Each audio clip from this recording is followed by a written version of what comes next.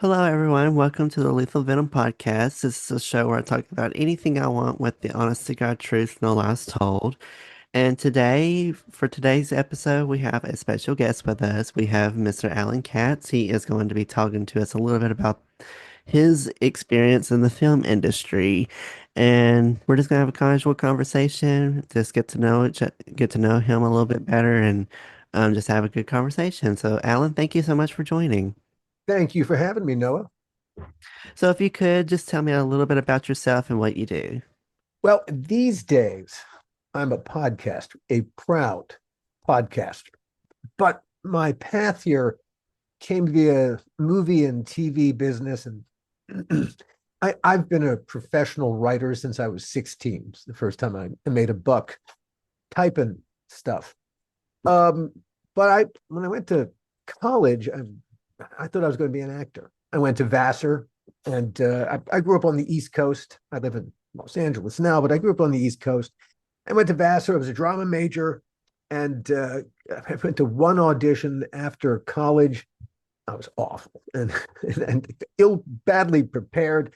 And I said to myself afterwards, "What kind of an idiot tries to make a living this way? I'm going to go back to being a writer instead." It's really just another version of an idiot. And I vowed I would not act again until someone asked me nicely, which I kept to. The couple of times I've acted since, for instance, I acted in an episode of Tales from the Crypt because the director, Mick Garris, asked me nicely.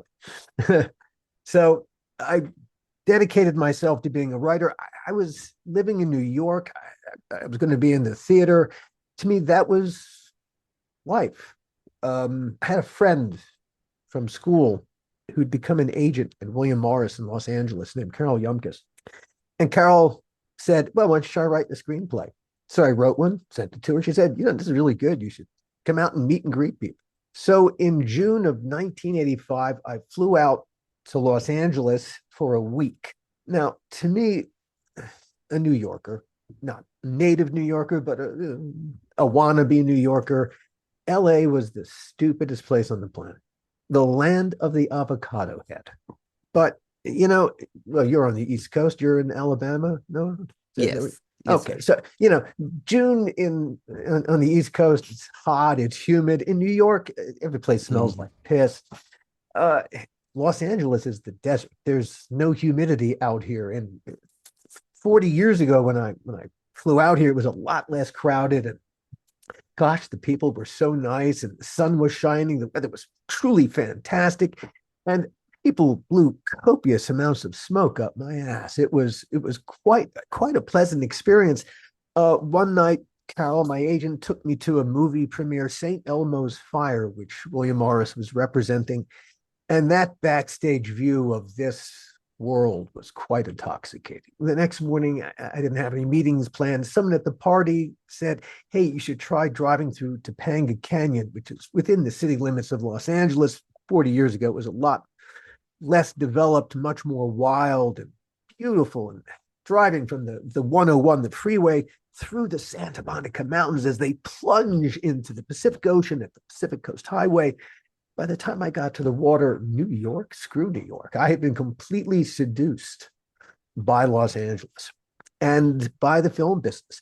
Among the first people that I met that first week was a producer named Gil Adler.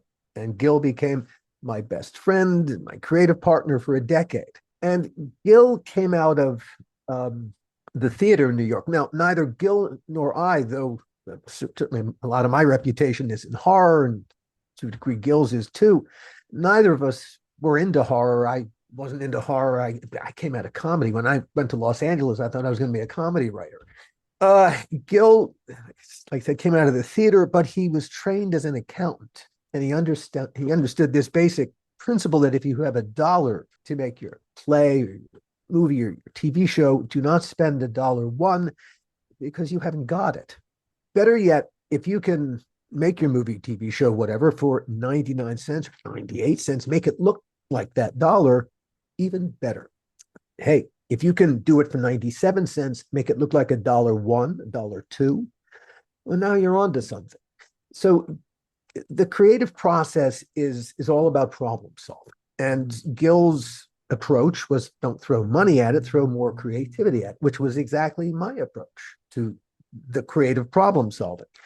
And so we bonded in that way. And Gil had become HBO in there as they began to move into original programming. They became aware of Gil. He was the producer. He produced for them a show called The Hitchhiker. So they understood that Gil knew how to get a TV show done. They had a show that was in trouble, an expensive show called Vietnam War Stories that was shooting in Savannah, and they sent Gil. He got the budget and the schedule all under control, and not only did he bring it in, it won awards. About a year later, they had another show that was in trouble, and HBO wanted Gil to take it over, and that show was called Tales from the Crypt. Now, because I was Gil's writing partner, I was thrown into the bargain. But Tales from the Crypt was a strange creature in many, many different ways.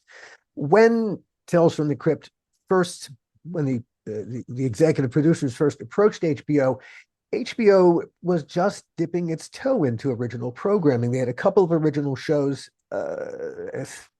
First and 10 and a thing called Dream On, which were basically just single camera shows with nudity and profanity. But if you took those elements out, basically just single camera shows that were perfectly network acceptable. They were TV shows. Suddenly you had these four mega Hollywood producers: Joel Silver, Richard Donner, Walter Hill, Bob Zemeckis, and they approached HBO and they said, "There's a comic book we love called Tales from the Crypt. We want to take this comic book and we don't want to make a TV show. We want it to be a feature film vision inside your little TV box." And HBO said, "Great, we love it. Do it." And so there was no development process. The executive producers, who were movie makers, they were not TV show people. They didn't create a development process. They could hire someone, to take a comic book, let's call it a franchise, and to take it from a comic book, all the things that make it Tales from the Crypt, to take it from the one medium and to put it into a completely different medium, well, it doesn't happen by magic. You kind of have to manage the transition of the franchise from the one thing into the other. Well, no one was hired to do that. There was no one managing that story and making sure that every script felt like the comic books. Well, all right, the first season was just 6 episodes. They kind of got away with it. But the second season that HBO ordered was 18 episodes. And since no one was managing the concept store, by the time they got to the end of the 18 episodes, it got kind of tired.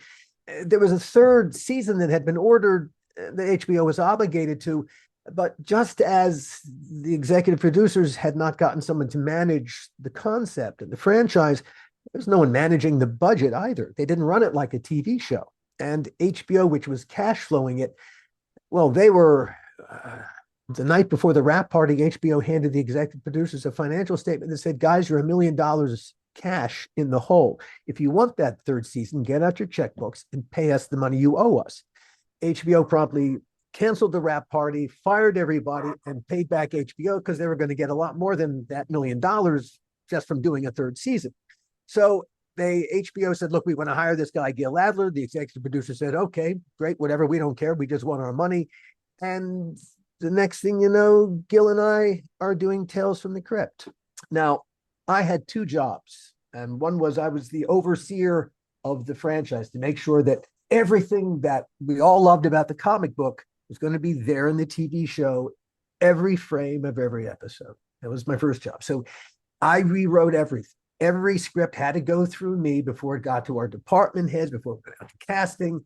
I was the last set of fingertips that did the typing on every single one of the scripts.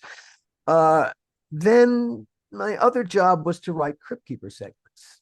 Well, the problem was, just like the show had not gone through development, neither had the budget.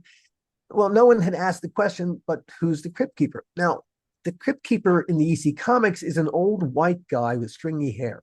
But the executive producers of the TV show wanted their own Crypt Keeper, someone with a little more personality. And really, by accident, Joel Silver, one of the executive producers, stumbled upon Kevin Yeager, the special effects maker who he made Chucky, but he also made The Crypt Keeper. And it was Kevin who found John Kassir, the voice of the Crypt Keeper. So now you had a great puppet, you had a great voice, but no one asked the question, all right, so who is he? Whoever wrote the script just threw some lines at the Crypt Keeper, and yeah, so through 22, 3, 4 episodes, yeah, there was a puppet called the Crypt Keeper, but there was nothing inside of him. Well, my other job was to write for him, and I don't know how you write for a cipher. And so just to do my job, I had to create a character. Well, I grew up a fan of old movies and loved the Marx Brothers.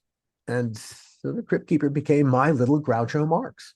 And having to fill him with a personality and being a writer and therefore somewhat lazy, I filled him with the closest thing at hand, which was me. And so though the Crypt Keeper looks like Kevin's puppet, he sounds like John's voice, every word that came out of his head, every thought that came out of him was me. Now, a strange thing happened during that third, which was supposed to be the final season of Tales from the Crypt. Because Gil and I committed ourselves to reinvesting in the franchise, because we went after big name talent, because the feature film vision, we wanted to get that rolling again. But most importantly, it turned out because we filled the Crypt Keeper with an interior life, the Crypt Keeper became the franchise. And everything that flowed thereafter, really, yeah, at the end of the day, it was really the Crypt Keeper and his dynamism driving everything. It was the Crypt Keeper that made Universal Pictures say, hey, let's do a 3-picture deal. And that's why the deal is we're an anthology, make 3 different movies. And the Crypt Partners, we toyed for a little while with making Quentin Tarantino's From Dusk Till Dawn as the first Tales from the Crypt feature, but couldn't strike a deal. And so we ended up making as the first one a thing called Demon Knight, which is a terrific movie. Billy Zane is the villain. He's terrific. Jada Pinkett and Bill Sadler, heroes. It has a great cast. Ernest Dickerson, great job directing. Actually, Gil was supposed to direct the first one, but he didn't want to make a monster movie. And so we put out Demon Knight, very successful movie. So the second was guaranteed. And we ended up making a thing called Bordello of Blood, but that's not the movie we were supposed to make.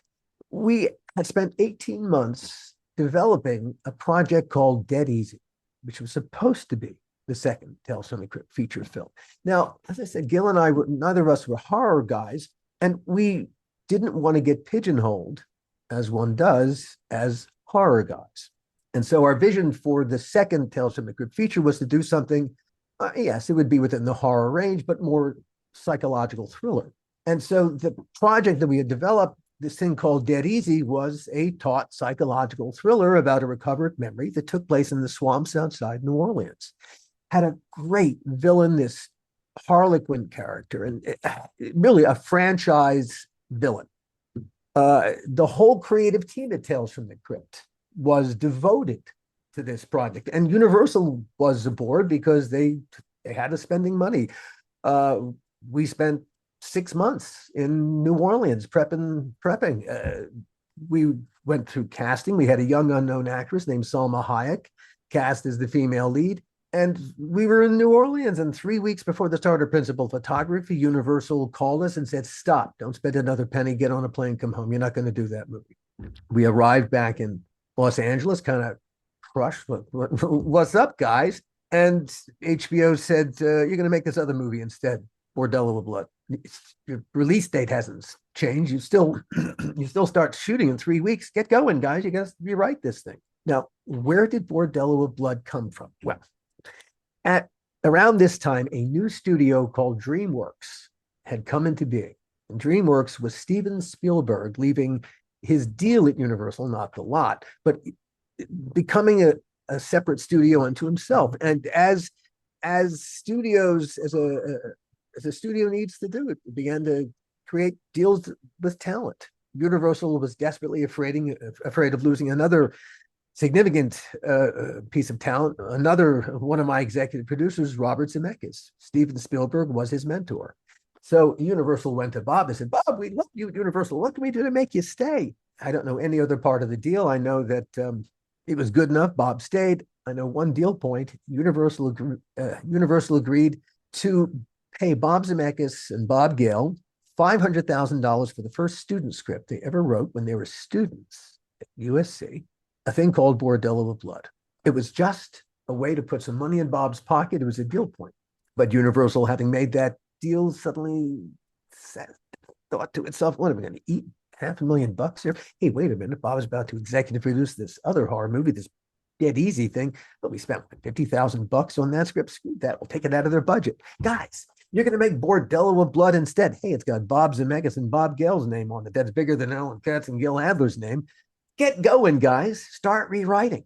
So we went from making a movie that we were all devoted to. We had spent 18 months working on. It was a ticket to, hey, we look how multifaceted we are, to making this student movie for the most cynical of reasons. Well, once we made that decision, everything that happened afterwards was just a descent into really deeper and deeper dimensions of who gives a shit. Literally, this was a movie that nobody making it wanted to make. Literally nobody. So it probably shouldn't have been shocking that every day making it was stupider than the day before. And it became my own personal Waterloo. Now, once the studio clearly had taken its eye off the ball and didn't care, we set about rewriting it. But the problem was, the main character in Bordello of Blood is a small town detective. Now ask yourself, how much business can a detective really do in a small town? Not enough to stay in business as a small town detective. A small town detective is the kind of thing that film school students with no experience of the real world would put in a script because they don't know any better. But now that you got to really write the characters, so you go hire an actor, well, there's no there there. There's nothing to write. How does this character explain himself to himself in the world? He can't. He doesn't exist. So right at the core, there's the hero is an impossible hero to write because, as I just explained. So casting was always going to be a challenge. We wanted to cast Danny Baldwin, but Joel decided to take over casting the three leads, our executive producer, Joel Silver. And for reasons that I still couldn't tell you, he decided that Dennis Miller had to be the lead in our horror movie. Now, our audience was there for special effects makeup. They did not care a toss about Dennis Miller and his esoteric political comedy. They did not care.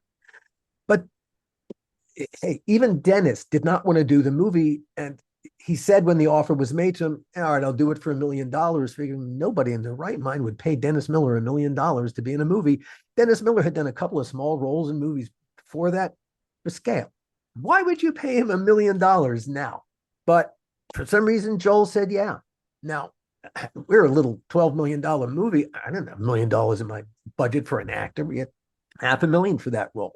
We went to Universal. We said, hey, can you help us? Give us a little breakage here. And they said, we don't care about Dennis Miller. We don't know why you're hiring. And so we took it out of our budget. Where was all the money in our horror movie? Special effects makeup. So we literally took money off the screen from the thing that our audience wanted to see to pay an actor our audience did not care about.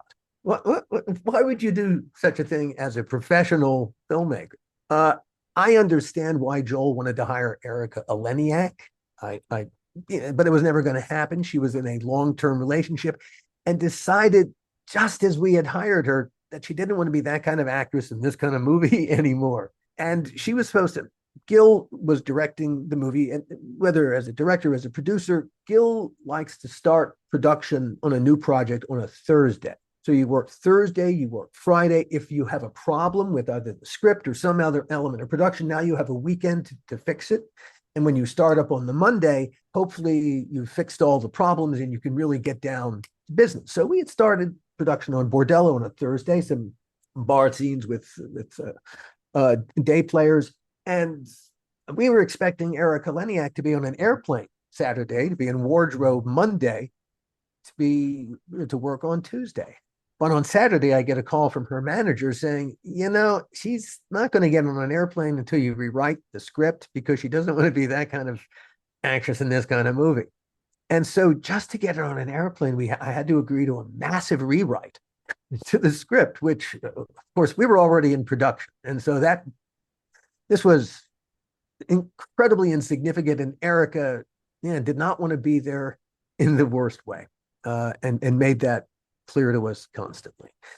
Uh, as for Angie, who played the villain at the time that we were about to make Bordello in Vancouver, for all the wrong reasons, our executive producer, Joel Silver, was making another feature film, a thing called Assassins. She was shooting in Seattle. Dick Donner, my other executive producer, was directing. Assassins starred Antonio Banderas and Sylvester Stallone, who at the time was engaged to Angie Everhart, supermodel. And one day on the set of Assassins, apparently Stallone approached Joel and said, "Hey, Joel, we've been making a movie in Vancouver. I want to put my girlfriend Angie in the movie. That way we could visit each other across the border." Mm-hmm. And Joel, rather than being a responsible executive producer and saying, "That's a great idea, Sly. Let me check it out. Check it out with the guys. Make sure it works for them." He said, "That's a great idea, Sly." Period. And so our executive producer committed us to hiring an actor's girlfriend to be the villain in our movie, just so that the actor could have easier access to his girlfriend. It's not like we hired her because but she'd be a great, Angie is a terrific person, really a lovely, lovely human being. And she was a great model, but she'd never been an actress. She did not have the chops. Now, here's an important thing. I hired a lot of actors over the course of my movie TV career. I never hired any of them to act. It's the last thing I ever wanted an actor to do in a movie or TV show. Acting, important to do in the theater because the people in the last row have to see and hear you. So you must act. But in movies and TV shows, there's a camera. It's right in your face. And if you act, the camera will see it and will have to cut it out because it's all artifice. The way that acting works in movies and TV shows for the cameras, you don't act, you be. And what I'm hiring actors to do is, I'll give them a different name, I'll put some words in their mouths, but at key moments, they need to be able to tap into their honest emotions. They need to be those emotions. Those emotions need to flow through them and the words and the characters, through the lens, through the microphone. And that's why in the first movie, Demon Knight, Billy Zane is a great villain. He's a great villain in Titanic because Billy is an egomaniac. He's crazily egomaniacal, but that's why he comes across as a great villain. He ain't acting. He's tapping into a piece of him that's truly dark. Well, the thing about Angie is that Angie's a lovely human being, 100%. There's not an ounce of darkness in her. And the only way that Angie could play a villainous character would be to act it. And that's the problem. She had to act. And she was not a trained actor. So even if she could have gotten away with acting the villain, she didn't have the training or the chops. It was a completely unfair ask. But then we didn't ask her to be the villain in our movie because we thought, here's a moment of genius. Angie, we've seen something inside her. No, we did it for a completely cynical reason. And it turned out that Stallone intended to break up with Angie, and we were the consolation prize. He did, in fact, break up with her 2/3 of the way through our movie. And part of the thing he said to her was, "Hey, I got you a movie, didn't I?" So making Bordello of Blood was making Tales from the Crypt, as everyone who made that show will tell you, was really one of the great creative experiences of our collective creative lives because of all the freedom that we had. Out of the 70 some odd episodes of Tales from the Crypt that I oversaw, I got 3 notes from HBO. 3 notes. That's an incredible amount of creative freedom. And we all experienced that. Making Bordello of Blood was the antithesis of what it was to make Tales from the Crypt. And it was, now, yeah, I didn't want to be making that movie. And I think a lot of that colored my work as a producer on the project. I didn't want to make that movie. I didn't want to be there. I didn't care about it. I had nothing invested in it. I think I was a little angry. Nonetheless, I was being paid to be the producer on the movie, and I should have done a far better job than I did. I think I was an inconfident, frankly a terrible producer on that movie. Um, by the it was just really everything that could possibly go wrong went wrong. When we went back to Los Angeles at the end of the shoot, the movie was not finished. We did not make our release date. Universal, well, we could have, but Universal didn't intend to release us then. They held us until the following August, and we released us in the doldrums. By the time the movie was released, Gil and I were no longer speaking to each other. We had broken up. Our partnership was over. We went 25 years without speaking to each other. I ended up spending a couple seasons had a great experience doing a show called The Outer Limits. I began a 2 decades long descent into a deepening depression and a writer's block I had no idea I was in. I raised my kids. I became a full-time dad, more or less. And I would not trade that for the world, but I was heading into a darker and darker place. And 3 days before Christmas 2016, I came within literal inches of killing myself. And I knew I was in a dark place. I desperately feared medication because I grew up in the medical culture. My dad was a surgeon, and I knew with this particular kind of medication, a mood stabilizer, my GP had no experience of this. The last pharmaceutical rep came to his office and said, "Hey, you got any depressed patients? Let them, give them some of this, see if it works for them." It's such a crapshoot, that particular kind of medication. I didn't want to be a lab experiment that was going to go awry. It usually takes 6 to 8 weeks just to see if the one that maybe could work is working.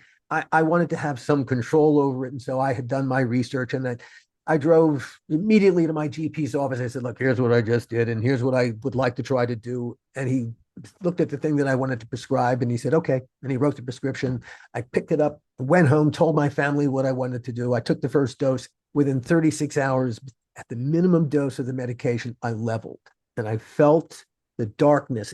The darkness doesn't go away, but it's like the medication put it inside a cage. It could reach through the bars, but it could no longer reach at me. And because my darkness, this self-loathing rage could no longer get at me, I could begin to address the fact that I'd been keeping a secret from myself for 45 years. This was the source of my self-directed rage. At the age of 14, I was sexually molested twice by the religious director at the synagogue where my family belonged in Northwest. Now, the first time, yeah, that's a pretty terrible thing to happen to you. But for me, it was the second time that was the real problem. Because the second time happened because I didn't say anything after the first time. And so as the second time is suddenly happening to you, I know what I did. This is your fault. You did this. You deserve this now. And that becomes the template in your head. And so when terrible things happen, well, you did this, you had this coming to you. Now, as you head into adulthood, life gets a lot more complicated. Yeah, hey, sometimes you are responsible for your shit, and you got to take ownership of shit. But there's an awful lot of stuff. It's out of it's not you. But if you're taking ownership of it, it's terribly self-defeating. Well, once I stopped blaming myself for things I had no business blaming myself for, especially what had happened to me. It is so true what they say about the truth setting you free. Oh my God, life altering. And I went from self-loathing rage to a kind of state of perpetual bliss. Now, hey, the mood stabilizer just keeps the darkness in a box. I've got a terrific therapist that's perspective. I smoke copious amounts of THC from the start of the day to the end of the day. I live in California, so I can do that freely. But it's really the truth having set me free. And the other thing that happened, which was, I think I was a terrific writer. I was a very, very good writer. But if you can't tell your own story to yourself, if you can't tell yourself your own story, can you really tell anyone else's story, really? Once I could tell my story to me, and it was important to tell my story to the rest of the world because keeping it a secret had done me no good, well, then telling other people's story with the same balls to the wall honesty. Well, that became not only a possibility, but became a kind of a passion, an obsession. And during the pandemic, a Tales from the Crypt fan group, three dads from different parts of the country had come together called Dads from the Crypt. They reviewed all the episodes of Tales from the Crypt and gave parenting advice. And when one of the dads, Jason Stein, reached out to me, he said, "We're going to be reviewing one of the episodes you wrote. You want to sit in with us?" I said, "Yeah, great. That sounds like fun." And indeed, it was fun. A couple of weeks later, Jason reached out again. He said, "Hey, we're going to be reviewing Bordello of Blood. You want to sit in again?" And I said, "Jason, story of the making of Bordello of Blood is not just some 30-minute conversation with you, it's a podcast unto itself." And that was the impetus for making my first podcast with the very first season of the How Not to Make a Movie podcast. And the goal was to tell the story of the making of Bordello of Blood as with balls to the wall honesty. There were three people that I wanted to call out. One was because we gave you $1 million, dude. You can be a nice person on this set, really. You don't have to be so difficult. Just unpleasant from start to finish, unnecessarily so. The other person I wanted to take to task was because not only did he break up with, we all knew that he was fooling around behind her back because our production office talked to their production office. And we heard everything that was happening on that set. We knew what he was doing. We knew everything. And so we were keeping Sly's secret from and he made us his co-conspirators in what he was doing. And I resent that. I truly resent that. That was really awful of him. And so, yeah, I wanted to call out. In order to tell the story with absolute honesty, though, I was going to have to reach out to my former partner and best friend, and I did. And I told wanted to what I wanted to do and telling the story honestly. But part of telling the story honestly meant dealing with our breakup and the fact that in 25 years we had never talked about it. I said, I don't want to talk about it in advance. I want to do this entirely live on mic. And he thought about it and said, okay, we'll do it. And it's because we told the story with such absolute honesty that Entertainment Weekly called it the best film podcast of 2022. And Clark Collis, who gave us that, said those very kind words about us, said it was the honesty of the storytelling that just got to him, that he really hadn't heard someone be so honest about the story about how a movie got made, the emotional underpinnings and the disastrous consequences. Well, I found telling the story in this medium intoxicating. And so the second season of the How Not to Make a Movie podcast, it was basically just conversations with other creatives in the film, TV, the writing, any creative business, just about the nuts and bolts, inside baseball perspective of the creative process. It's sometimes what happens when our creative craft turns to crap. I had a friend from school who reached out to me with a story about a true story that happened to him in his life, and he wanted to turn it into a movie or TV show. And after he told me the story, I said, no, you don't want to turn this into a movie or a TV show. It's first of all, to take an idea from my head and turn it into a movie, say a TV show. To write the script is going to take you years. Really, it's going to take you several years to get the script right. It's just a fact of life. All right, let's say you devoted the years. Now you've got the script exactly where you want it. It's a TV show, right? Well, that's the first episode. Now you got to write what's called a Bible, which is what happens the second episode, the third episode, and the rest of season. And season 2, 3, 4. What are all the character arcs? What's that's all the nitty gritty detail that's going to be this TV show. Well, a 50 to 60 page Bible does not write itself, and it doesn't write itself quickly. So figure on another year just to get that written. Then when you get all this ready for to take it into the marketplace is a bunch of executives. So to get them to read your material, you have to induce them by creating a pitch deck, a PowerPoint presentation, a comic book version of the whole thing in words, in pictures, in a couple of words, just to get them to read. Okay, they say yes. Now you're at the opening to the meat grinder. So it's got to go through the meat grinder itself to get to the sausages at the other end. And there are thousands of assholes standing in your way. And at any one point, any one of those assholes can kill your project just because they're an asshole. Never mind the sausage that comes out the other end. If I want to do it as, say, a podcast, there's only one asshole standing in my way, and it's me. And really and truly, I could do the whole thing myself. And so when, let's call him Hal, told me his story, yeah, there was no way to, yeah, the only way to tell this story, if he really wanted to tell it honest, he had to keep his name out of it. He had to protect various people's privacy, as you'll understand. Um, my friend Hal worked his way through medical school in the mid 90s as an anonymous sperm donor. Uh, jump forward 27 years, he was a successful radiologist, and he joined 23andMe curious about his health genes. Never occurred to him the ramifications of adding his DNA to a growing DNA database. That's 23andMe and Ancestry are.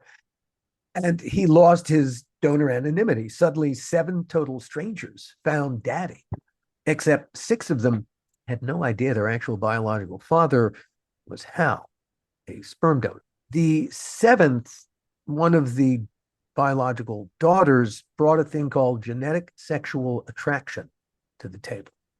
Now, genetic sexual attraction, the adoption world has known about this for quite a while. People who are genetically related, but who are not raised together.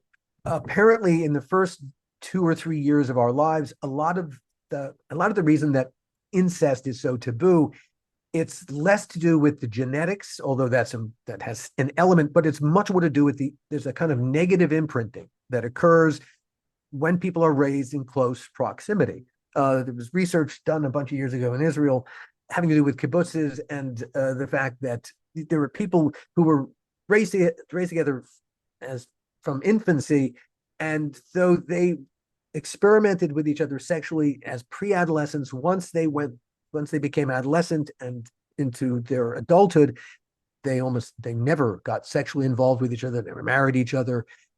They felt that taboo revulsion. Well, people who are genetically related but who are not raised together, when they come together in adulthood, the woman who coined the term genetic sexual attraction, her name is, she gave up a son for adoption at 16. She met him 25 years later, and upon meeting him, she fell head over heels in love with him. And he fell in love with her. She was quite ready to have sex with him. He wasn't quite there, but she describes it as the most intense emotion she'd ever felt. And what a lot of people describe who are experiencing this, it's like meeting someone you know. They laugh at the same things you laugh at. You complete each other's sentences. It's an incredible connection. And if there's the least hint of sexual spark, well, it happens. Well, this one of the daughters brought genetic sexual attraction, and the story of how that went from just a what now to a bombshell is part of a story I'd never heard before. It was crazy how emotions and miscommunication truly, well, that became my first story podcast, The Donor, a DNA horror story, because all right, I've got a taste for strange material. I did do Tales from the Crypt and the Outer Limits. Yeah, okay, I got a taste for dark material, and this was incredibly dark material. And there, in my mind, there was very definitely multiple monsters, but definitely to me, this was a monster story of a kind. And so that became my first story podcast. And as I was in the middle of making The Donor, a DNA horror story, I found I'd become the thing I always wanted to be when I grew up, which is a podcaster. I love this medium for telling stories because you can tell every last bit of the story. You can be as honest as the story warrants and demands because there ain't no corporate overlord. There is nobody but you and your audience deciding what's appropriate and what's not. Now, all right. The trick is it's all about content. Make great content, hey, and be patient, be willing to persevere. A lot of competition, but you very well could succeed in this business because it's about make great content. Uh, I find that a completely appealing idea, and the idea that I can take a story and rather than have to put it through the tortured process of making a movie or TV show and get it out to an audience. Well, I rather like that all by itself. Now, while I was in order to do the research, I had to meet a number of people from the donor conceived community, which was a world I never knew existed. So just to be able to tell the story from the really as honestly as I could, I needed to know as much as I could. And so I met a number of people from the donor conceived community who very graciously gave me some great background information. And one of them was a woman named Donna. And Donna learned at age 40 that she was donor conceived. Life changing. But Donna told me her own story, aside from the fact that the donor conceived part, that was mind blowing. I never heard a story like that before. And I said, Donna, you're a podcast unto yourself. And that became my next story podcast, it's called The Hall Closet. And Donna grew up in a lower tier crime family outside of Philadelphia in the 80s and 90s. The Halls weren't the Corleones from the Godfather movies, but they made national headlines just the same. Donna's mom, maybe the worst mom ever, spent 6 months in prison for child endangerment. Donna's stepdad, a true criminal mastermind, he was the Philadelphia Police Department's favorite snitch. He put more than 20 about 25 people, more than 25 people behind bars, I think, on various bullshit confessions that concocted to mitigate his own considerable legal jeopardy. Among the people that put away was his own, who spent 18 months in prison awaiting trial for a murder he did not commit. A bullshit confession put a man named on death row for 24 years. When finally realized its mistake and let go, they paid him $9 million for their mistake.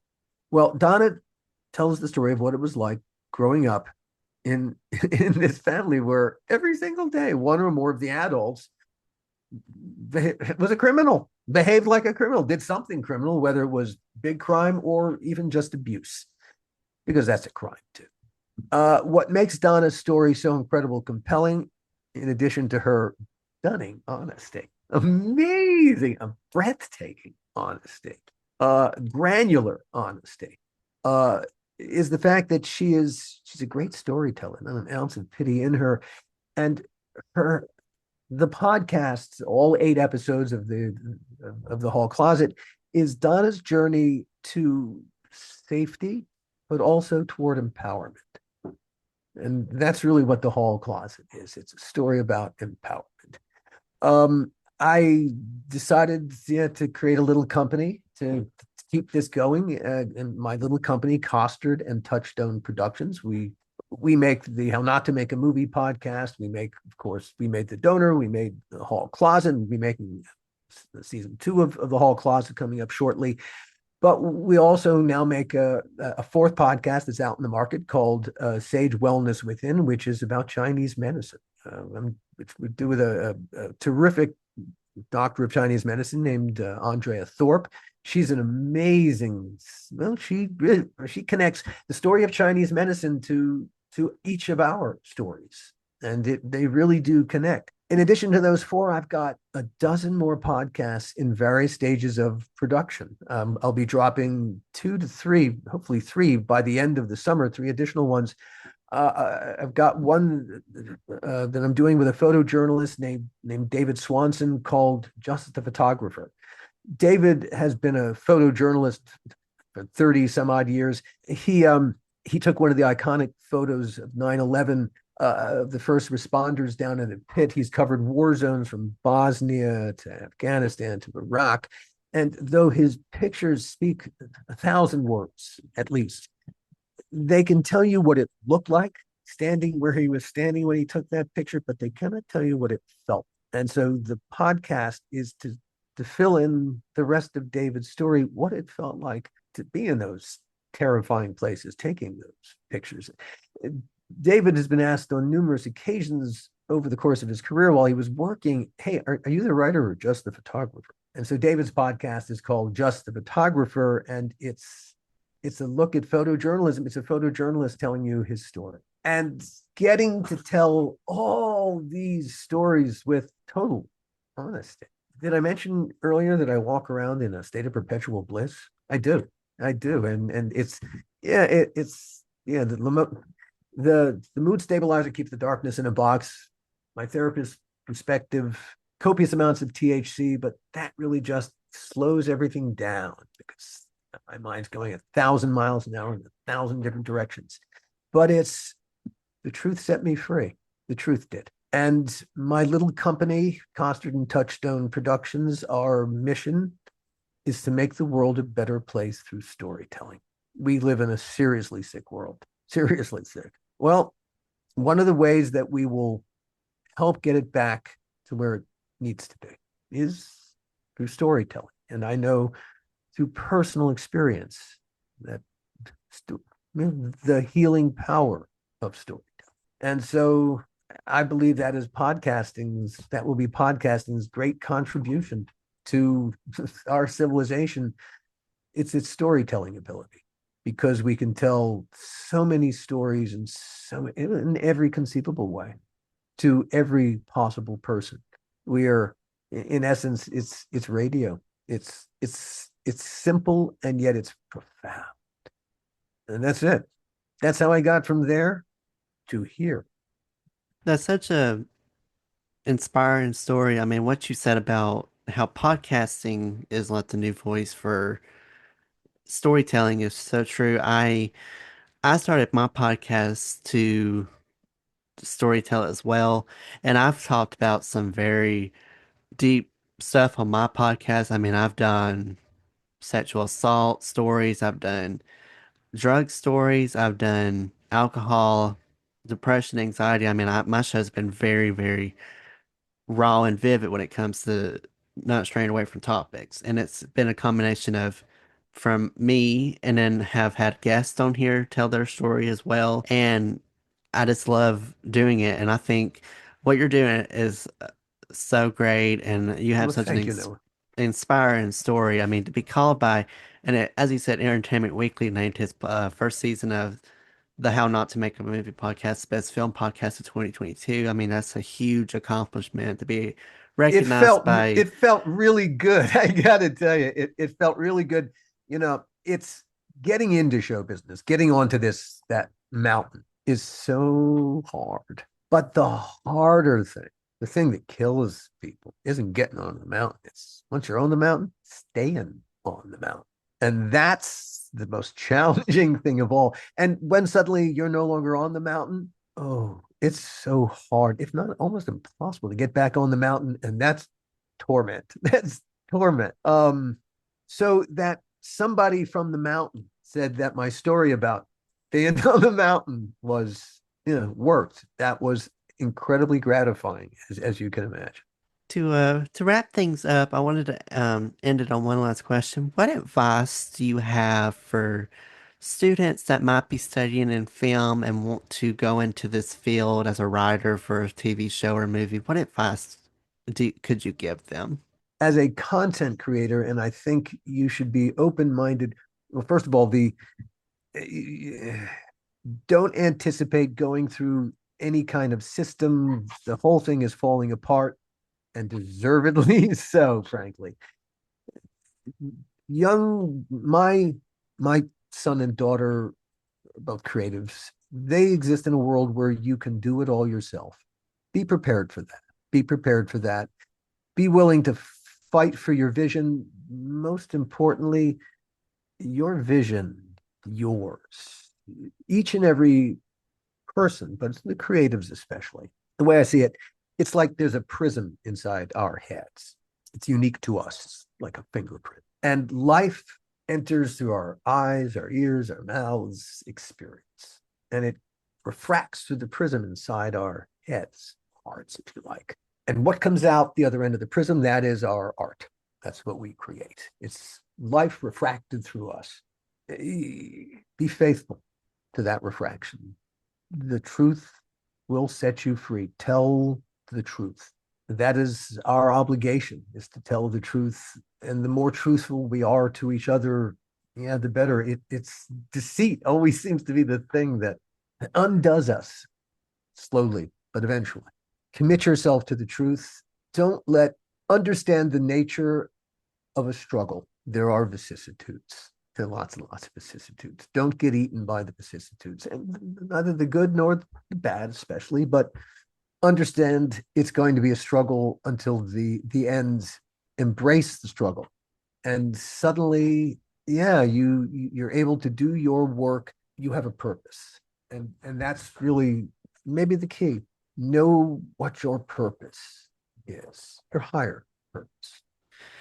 For people that want to keep in touch with you and learn more about your story, where all can they find you at? At https:// costard and touchstone.com. That's COSTARDAND touchstone TOUCHSTONE.com. And I'll explain what costard and touchstone are. In my very brief acting career, I performed in two Shakespeare plays. I performed the part of Costard in Love's Labour's Lost and the part of Touchstone in As You Like It. Both characters are wise fools who speak truth to power. And so I named my little company after the two wise fools who speak truth to power that I played. And that's what our little company, that's how I like to think of us, as a wise fool speaking truth to power. So find us at costardandtouchstone.com. You'll hear everything that we're making now and everything that's coming up. And yeah, there are ways to reach out and touch us, and please do. Well, Alan, thank you so much for being on the show today. I've enjoyed having you on. I mean, I think your story is really impactful and Well, thank you, have a Noah. lot of experience. And I think a lot of up and coming writers and producers are going to find your story very impactful and they'll definitely learn something from it. So thank you so much for joining us today. Pleasure was mine, and let's do it again. That was such a fun interview. I've just got to say that was probably one of my favorites. Being able to hear a background story about someone that is in the production field and has a history and background in film production is absolutely, it's fascinating to me.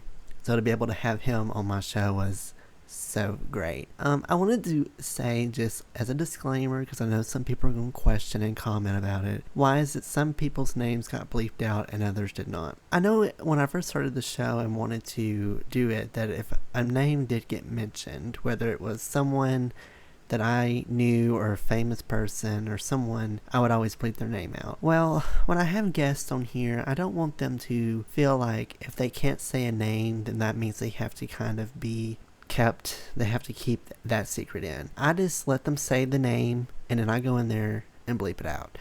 Now, I do keep some people's names in from guests if it's a positive thing. If they're speaking positive of someone, it's not negative, it's not wanting to send hate towards someone, I don't really bleep it. Now, the names that Alan had mentioned here had some not so nice things to say.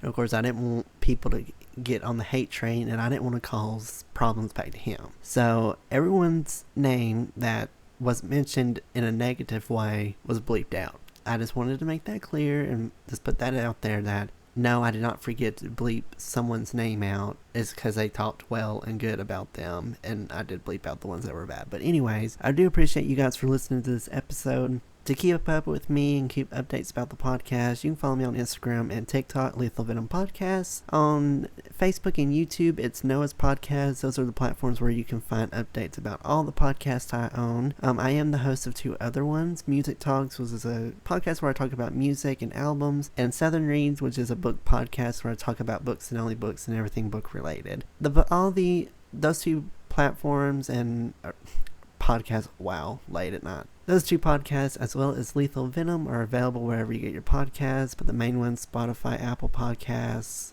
Amazon Music, iHeartRadio, Pandora, basically wherever you get your podcasts, it's there. For inquiries or just general emails, please send them to lethalvenompod@gmail.com. As I was said, I'll put all of Alan's links and his social media platforms in the description box if he has social media. If he doesn't, I will definitely be putting his websites down so you can go back and look at those at a later time. I do appreciate you guys all for listening to today's episode. Hope y'all stay safe and have a great rest of your day, and I'll catch you all in the next episode of Lethal Venom.